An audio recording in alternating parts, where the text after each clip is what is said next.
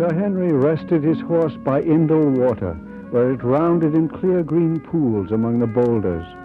He rested himself also on the moss along the river bank. Dog Manfred lay beside him, and his spear, sword, and helmet reclined at his side.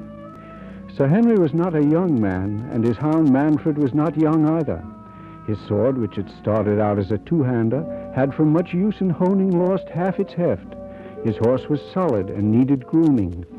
He was not a hero.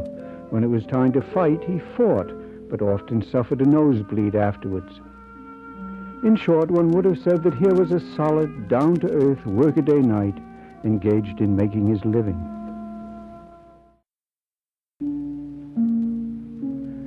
Sir Henry's hound, Manfred, put his head down and lapped a little water from the stream. It was not very filling, but it was something. Manfred was also hungry. A bird spoke from a nearby branch.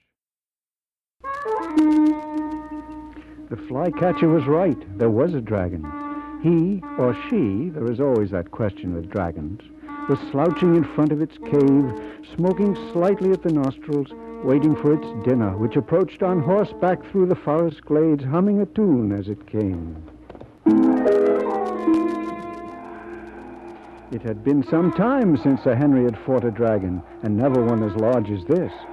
So he took advantage of the moment while the dragon was slowly inflating himself to combat dimensions to recall what the best authorities had said about dragon fighting.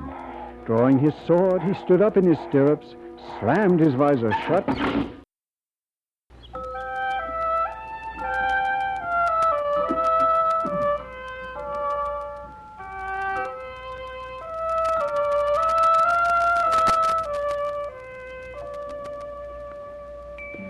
The Lady Alizanne had taken time to brush her golden hair and tie on her prettiest kerchief. Now she brought forth scones and marmalade for tea and small patties of some kind of meat. Sir Henry, with a dead dragon lying in front of him, was a little doubtful about the meat and managed to pass the patties on to Manfred without Alizanne noticing. I'm glad things turned out as they did, for I should dislike to be married to too much of a hero.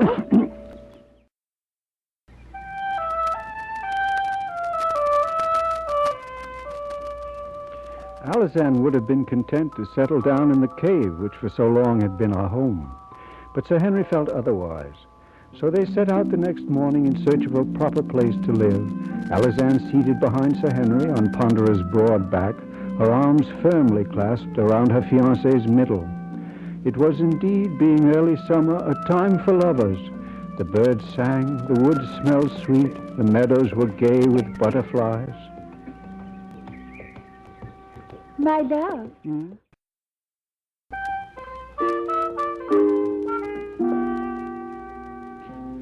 So they continued their journey, Alizanne quite content, and Sir Henry somewhat confused at suddenly acquiring an unexpected and unasked-for fiancé.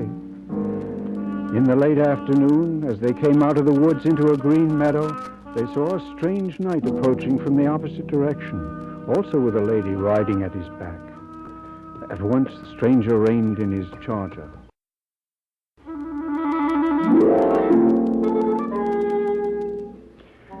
Two knights approached each other at a smart canter. Sir Henry's spear centered on his foe's shield. The stranger aimed at Sir Henry's visor, which was generally conceded to be a better target and showed superior technique. They were just about to close when Alizanne exploded. There Sir Henry found himself beside the stranger's lady. A very attractive lady indeed, with wide green eyes and hair the color of twilight. And what's your name, my dear? Megan, Sir Knight. You understand?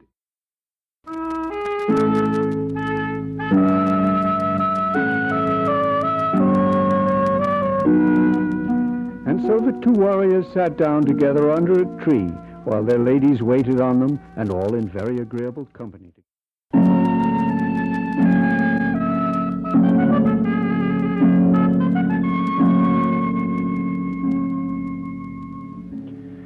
Stranger knight was dying, his broken head cradled in Megan's lap. He looked up at Sir Henry, and his reproachful eyes reminded the champion of a...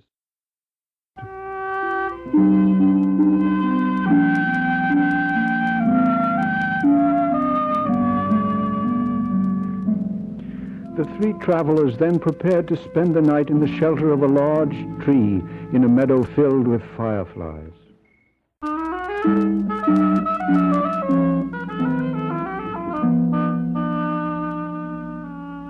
And the ladies, each dutiful for her own reason, fell silent, and soon there was no sound beneath the tree but the unrhythmical, triangular breathing of sleep. Out in the meadow, Sir Henry's horse Ponderer grazed in the moonlight and indulged himself in agreeable conversation.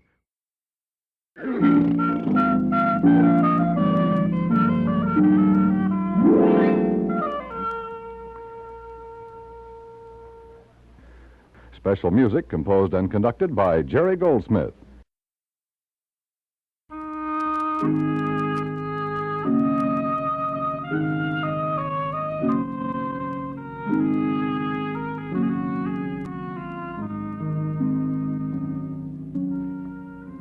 To begin with, there was Sir Henry, an ordinary working knight, his steed Ponderer, and his hound Manfred, who also was no longer as young as he once was. Then the Lady Alizane was added, when Sir Henry slew the dragon which held her captive, and life was no longer simple. Alizane was blonde and fair, and she had a one-track mind. Shall we be married presently? And finally, there was Megan, Lady Megan of the green eyes and the twilight hair. Sir Henry won her, along with a suit of armor, a horse, and a feather bed, merely by cracking open the head of her Sir Knight when he wasn't looking. Megan had a one-track mind, too, but it ran in a different direction.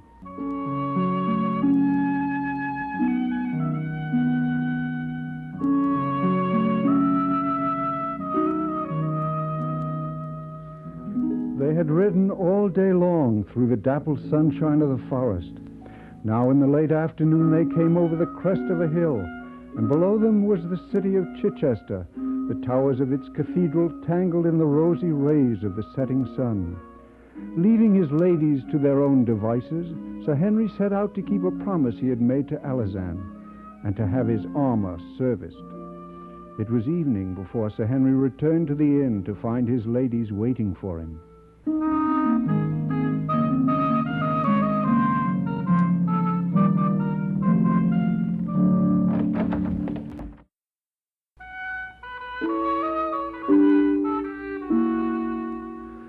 Nevertheless, the next morning, with Sir Henry's shield strapped to the roof of the carriage, the knight and his ladies creaked out of Chichester and into the forests to the north.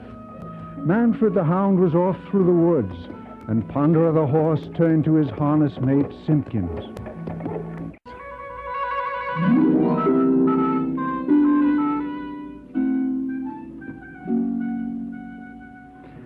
And so Sir Henry and his entourage journeyed north until at last they came to Devise, where King Anselm held court. And there they found many other knights and ladies gathered for a tournament of love.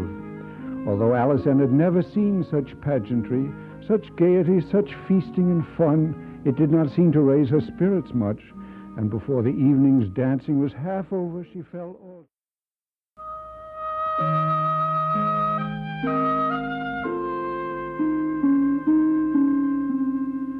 Below, in the buttery just off the great hall, Sir Henry had finished his nightcap and was beginning on one for the road, when a kindly old gentleman with a great white beard addressed him.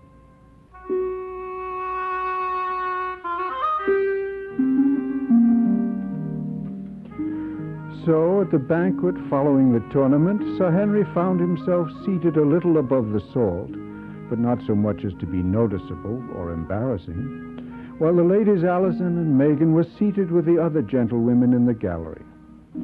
After the last scrap of food had been scraped from the table to the hounds waiting beneath it, and the flagons once more filled with mead, the discussion of love began. Dr. Schlesinger of Queby, the court sage, was analytical. The troubadour Sir Variant was sentimental. The champion of the...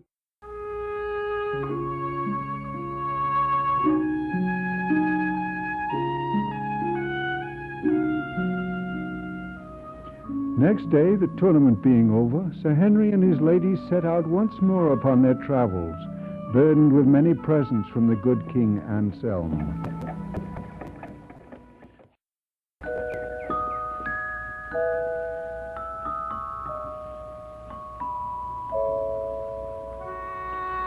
Sir Henry was not a man to shirk his responsibilities.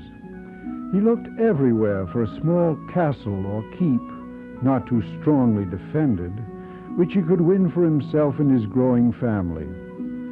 But there was nothing available. At last, after more than a week of house hunting, he came upon a solid farmhouse, by the side of which stood a large and menacing figure dressed in rusty armor and with his visor down. Unhitching Ponderer from the wagon, Sir Henry mounted the charger and approached the baleful knight.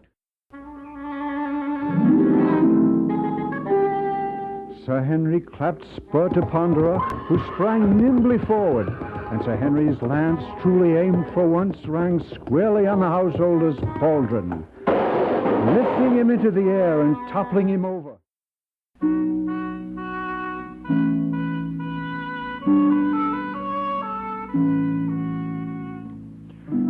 Since the farmhouse had no other defender, and was indeed quite deserted, Sir Henry and his ladies moved in and set up housekeeping. And as the summer days shortened, Sir Henry busied himself putting a tower to his farmhouse and building a moat around it, so that by the first heavy frost he could truthfully say that his home was his castle, albeit a small one. And Alazanne went about her wifely duties and was gentle and quiet.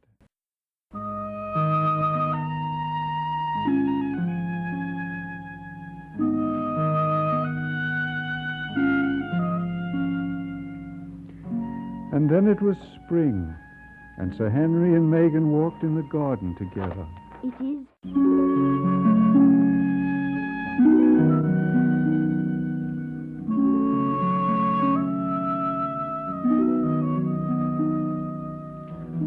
Sir Henry made his preparations slowly, for although he was determined to go off on a quest of some kind, a weekend or overnight, a good deal of the pleasure seemed to have gone out of it. But at last everything was in readiness, and there were only goodbyes to be said.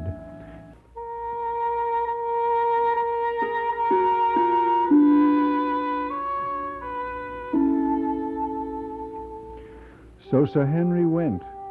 Megan wasn't around to say goodbye to, and Manfred hid under the baby's cradle when he was called.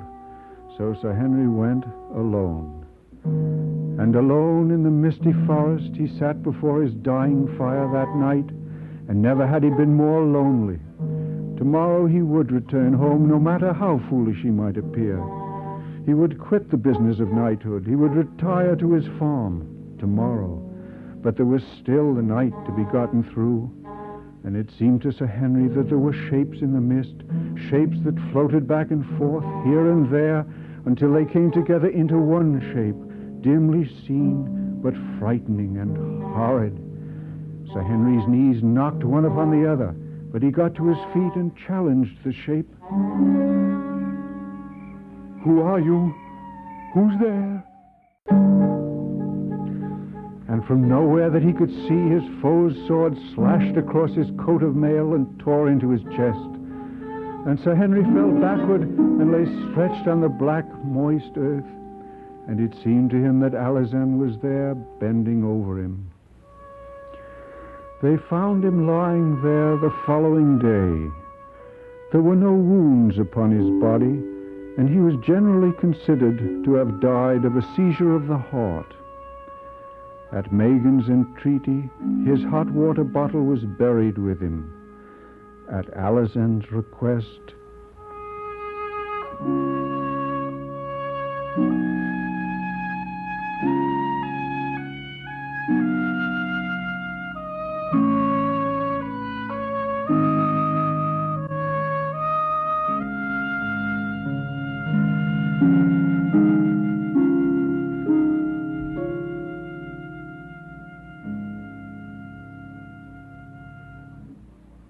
Special music composed and conducted by Jerry Goldsmith.